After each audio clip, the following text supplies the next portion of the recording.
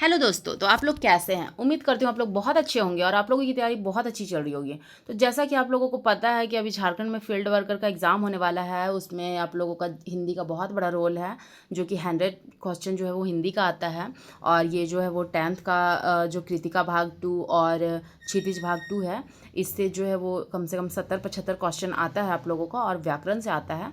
तो उसी को देखते हुए हम जो है वो लेकर के आ गए हैं लेखक परिचय कृतिका भाग 2 का। तो इसमें आप लोग लास्ट तक बने रहिएगा तो पूरा लेखक परिचय आप लोगों का क्लियर होगा, क्योंकि लेखक परिचय से बहुत ज़्यादा क्वेश्चन आता है।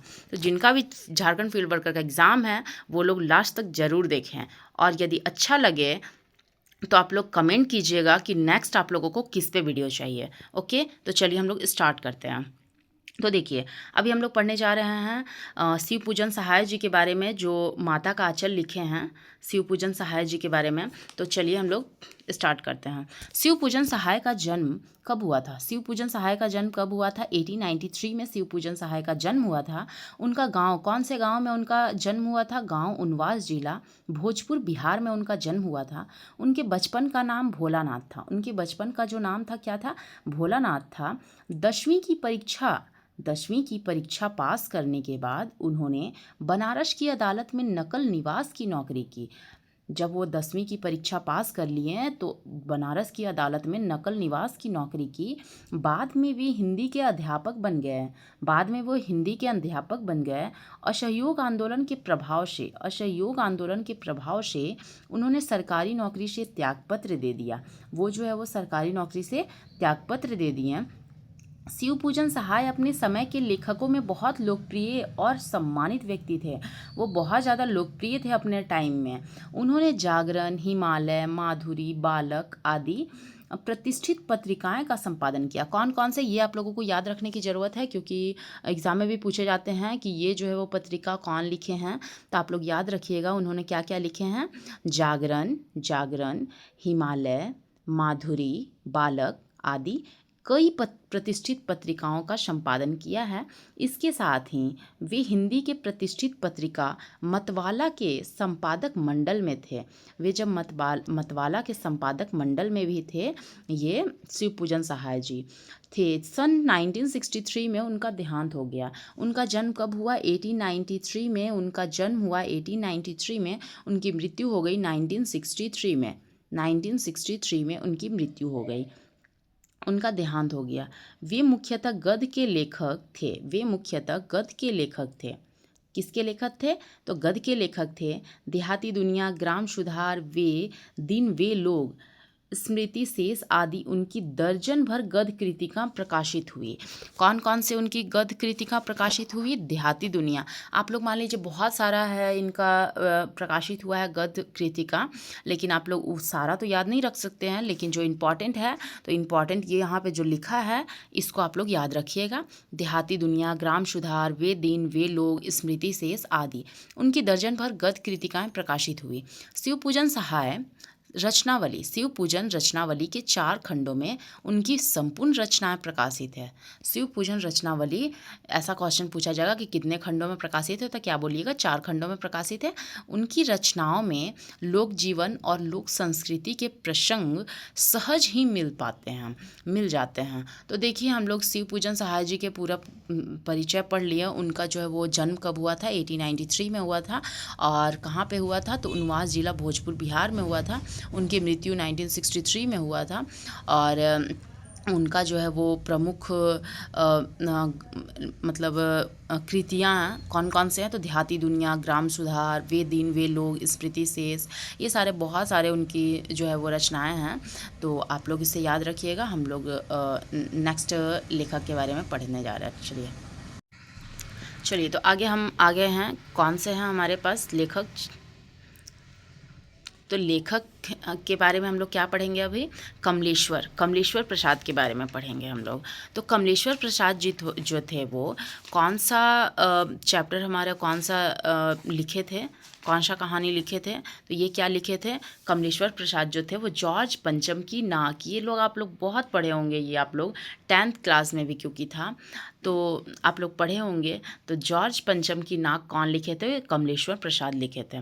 तो कमलेश्वर जी के बारे में हम लोग चलिए पढ़ते हैं।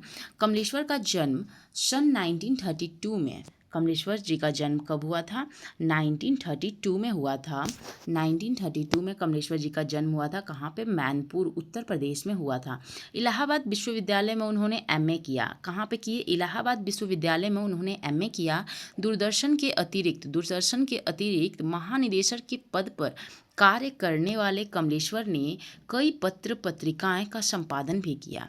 ये किस चीज़ पे काम कर रहे थे? कौन से पोस्ट पे थे? दूरदर्शन के अतिरिक्त महानिदेशक के पद पर कार्य करने वाले कमलेश्वर, ये जो है वो कई पत्र पत्रिकाएं संपादन भी किए, जिनमें जिनमें कौन कौन से पत्र पत्रिका संपादन किए, उनमें से इम्पॉर्टेंट जो है वो शारिका, दैनिक जागरण और दैनिक भास्कर प्रमुख है।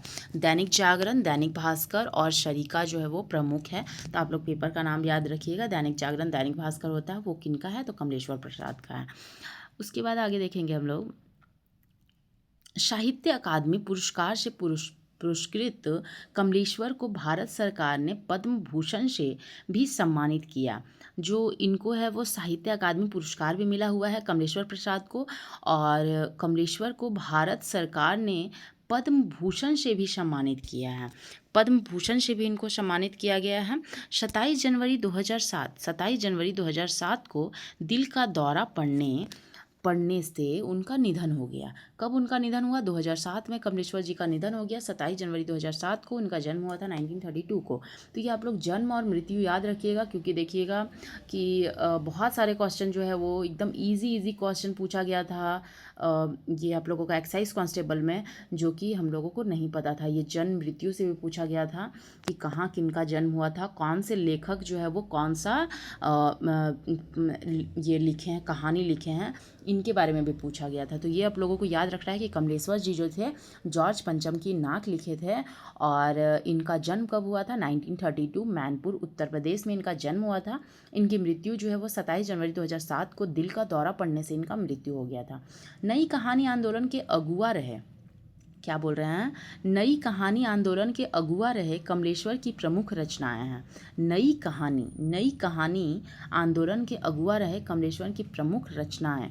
कौन कौन से प्रमुख रचनाएं हैं? तो क्या बोल सकते हैं? राजा निर्बंसिया, खोई हुई दिशाएं, राजा निर्बंसिया, 16 छतों वाला घर, जिंदा मुर्दे, कहानी संग्रह, वही बात, आगामी, अतीत, डाक बंगला, काली आंधी और कितने पाकिस्तान उपन्यास। उन्होंने आत्मकथा, यात्रा वृत्तांत और संस्मरण भी लिखे। वो जो इनका जो है वो बहुत सारे चीज़ प्रकाशित हुआ है, जिनमें कि कौन कौन से कहानी हैं, क्या बोल सकते हैं? राजा निर्बंसिया, आप लोग याद रखिएगा। राजा निर्बंसिया, खोई हुई दिशाएं, 16 छतों वाला घर, जिंदा मुर्दे, कहानी संग्रह, वही बात, आगामी, अतीत, डाक बंगला, काली आंधी और कितने पाकिस्तान। ये आप लोग याद रखिएगा, कितने पाकिस्तान कमलेश्वर जी का है। कितने पाकिस्तान जो थे, क्या था वो? उपन्यास था। उन्होंने आत्मकथा, यात्रा वृत्तांत और संस्मरण भी लिखे थे। तो देखिए, कहानी संग्रह कौन कौन सा है और उपन्यास कौन कौन सा है, ये भी क्वेश्चन पूछा जाता है। तो कहानी कौन कौन सा है? तो राजा निर्बंसिया, खोई हुई दिशाएं, ये क्या है? कहानी है। 16 छतों वाला घर, ये भी कहानी है। जिंदा मुर्दे, ये क्या है? कहानी है। उसके बाद वही बात, आगामी, अतीत, डाक बंगला, काली आंधी, कितने पाकिस्तान, ये क्या है? उपन्यास है। ये क्या है? ये उपन्यास है। इन्होंने आत्मकथा, यात्रा वृत्तांत भी लिखा, यात्रा वृत्तांत और संस्मरण भी लिखे हैं। कमलेश्वर ने अनेक हिंदी फिल्मों एवं टीवी धारावाहिकों की पटकथाएं भी लिखी है। ये बहुत सारे पटकथाएं भी लिखी हैं टीवी धारावाहिक की। कमलेश्वर की रचनाओं में तेजी से बदलते समाज का बहुत ही मार्मिक और संवेदनशील चित्रण है।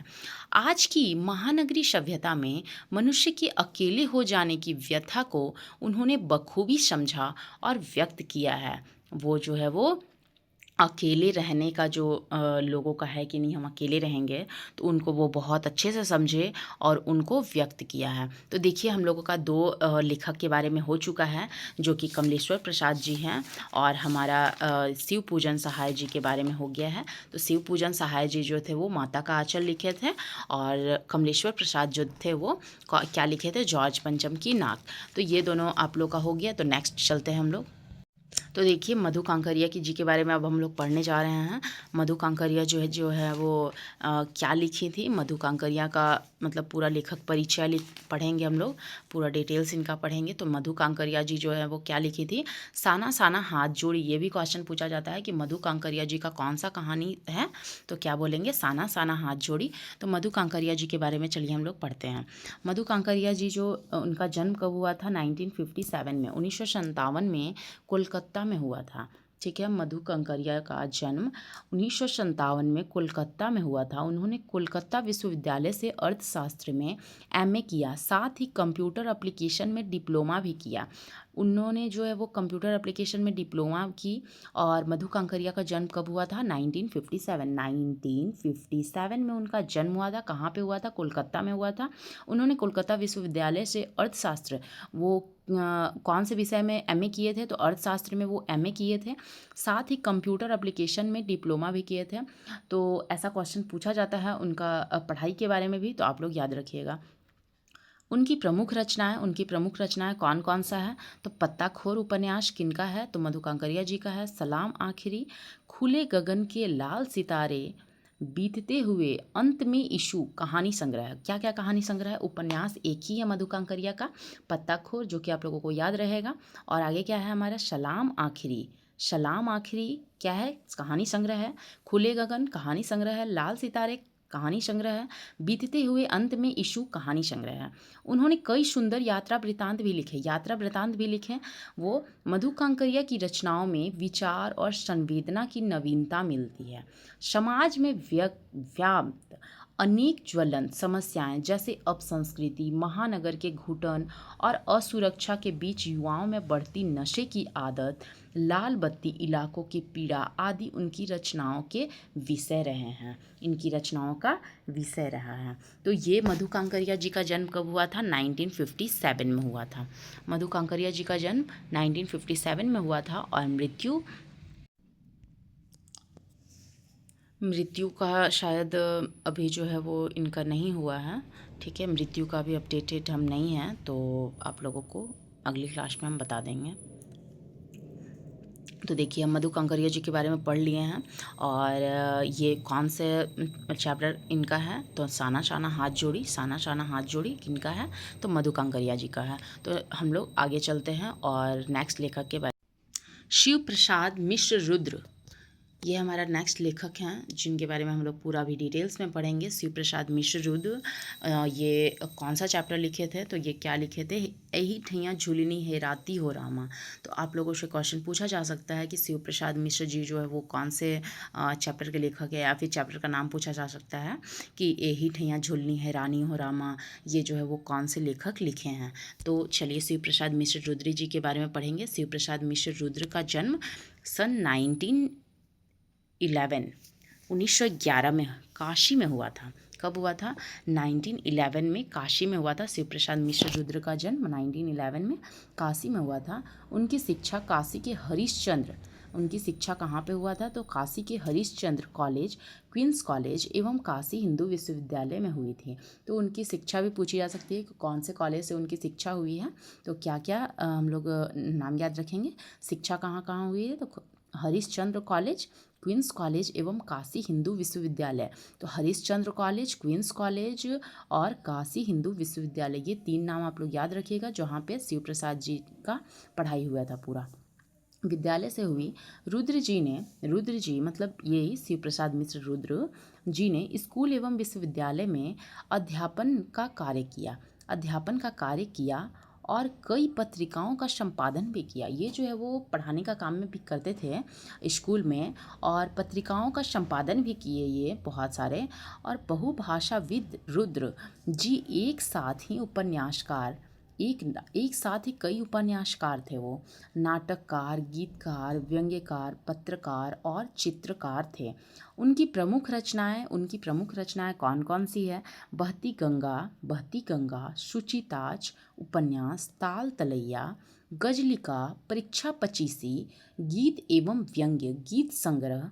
उनकी अनेक संपादित रचनाएं काशी नगरी प्रचारिणी सभा द्वारा प्रकाशित हुई।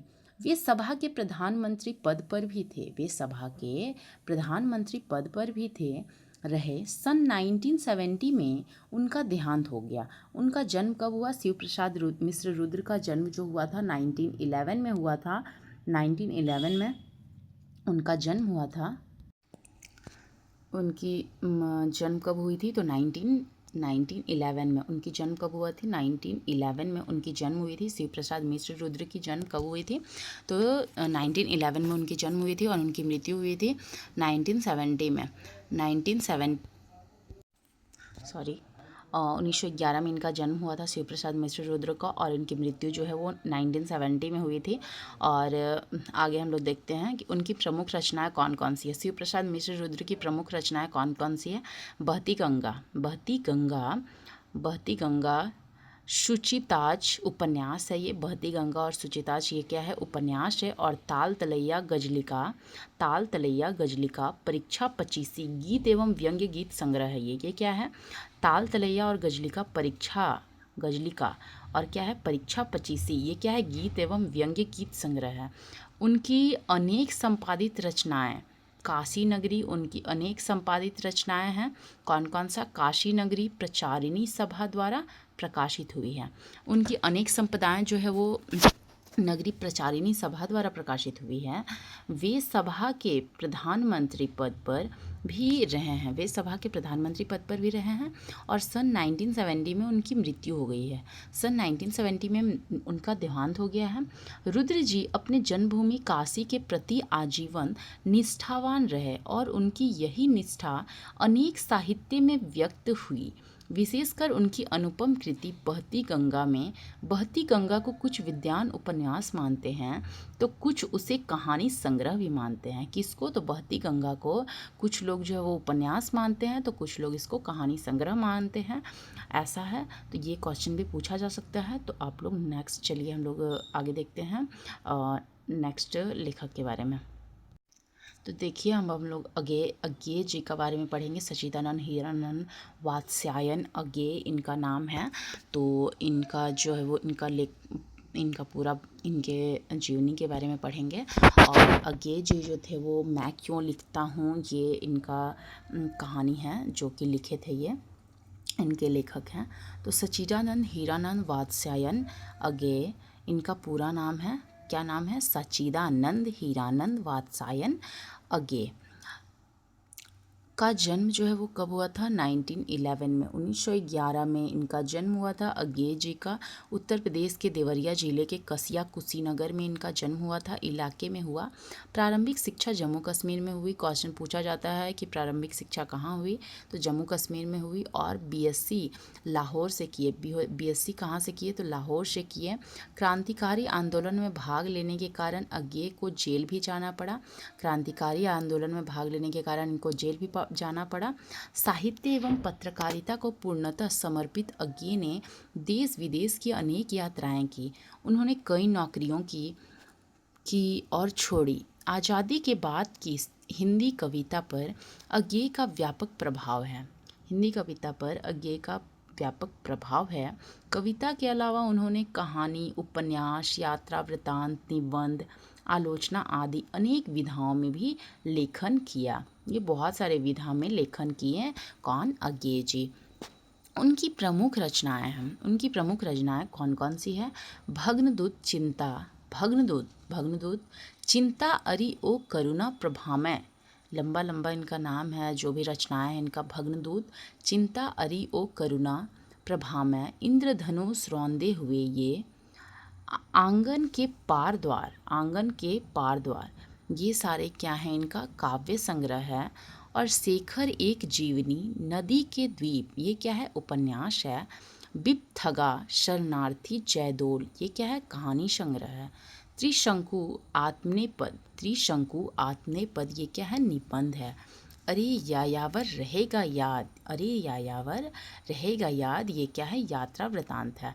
अज्ञे द्वारा संपादित तार सप्तक सहित 4 सप्तकों का समकालीन हिंदी कविता के इतिहास में महत्वपूर्ण स्थान है। साहित्य अकादमी एवं ज्ञानपीठ पुरस्कार साहित्य अज्ञे को अनेक राष्ट्रीय अंतर्राष्ट्रीय पुरस्कारों से भी पुरस्कृत किया गया। सन 1987 में उनका देहांत हो गया। उनकी देहांत कब हुई? 1987 में। बौद्धिकता की छाप अज्ञे के संपूर्ण लेखक में मिलती है। उनके लेखन के मूल में व्यक्तित्व की पहचान की समस्या है। तो देखिए, जो अज्ञे जी का जन्म कब हुआ था? 1911 में हुआ था। 1911 में उत्तर प्रदेश के देवरिया ज़िले में अज्ञे जी का जन्म हुआ था और उनकी मृत्यु कब हुई थी? 1987 में उनकी मृत्यु हो गई थी। उनका जन्म कहाँ पे हुआ था? देवरिया ज़िले के कसिया कुशीनगर इलाके में उनका जन्म हुआ था और उनकी मृत्यु हुई थी 1987 में। उनका जो है वो उपन्यास कौन कौन सा है? उनका उपन्यास है शेखर एक जीवनी नदी के द्वीप। शेखर एक जीवनी नदी के द्वीप जो है वो उपन्यास है। और उनका काव्य संग्रह कौन कौन सा है? तो भग्नदूत, चिंता, अरिओ, करुणा प्रभा में, इंद्रधनुष, रौंदे हुए, ये आंगन के पार द्वार, ये काव्य संग्रह है। और कहानी संग्रह कौन कौन सा है? तो बिपथगा, शरणार्थी, जयदोल, बिपथगा, शरणार्थी, जयदोल, ये क्या है? कहानी संग्रह है। और निबंध कौन कौन सा है? तो त्रिशंकु, आत्मनेपद, ये इनका जो है वो बहुत सारा कहानी संग्रह, कहानी है, काव्य है और निबंध है, उपन्यास है। तो ये आप लोगों को ये भी याद रखना है कि वो कहानी संग्रह है या निबंध है। तो ऐसा क्वेश्चन भी पूछा जाता है कि हाँ, त्रिशंकु जो है वो क्या है? कहानी संग्रह है या उपन्यास है? तो आप लोगों को आंसर देना है निबंध है। त्रिशंकु और आत्मनेपद क्या है? अज्ञे जी का जो है वो निबंध है। और बिपथगा और शरणार्थी, जयदोल, ये क्या है? कहानी संग्रह है। तो ये आप लोगों का जो है वो कृतिका भाग 2 का पूरा लेखक परिचय कंप्लीट हो गया है। तो आप लोग कमेंट कीजिएगा नेक्स्ट पार्ट के लिए। नेक्स्ट पार्ट में जो है वो हम क्षितिज भाग 2 का लेखक परिचय लेकर के आएंगे। उसके बाद सारा चैप्टर को भी कंप्लीट करवाएंगे क्योंकि हिंदी का बहुत बड़ा रोल होता है। तो आप लोग जो है वो कमेंट कीजिए और अच्छे से इसको कम से कम यदि 2 बार भी आप देख लेते हैं ना तो पूरा क्लियर हो जाता है आप लोगों का लेखक परिचय से। फिर क्वेश्चन आप लोगों का गलत नहीं होगा। तो ठीक है, चलिए, बाय बाय।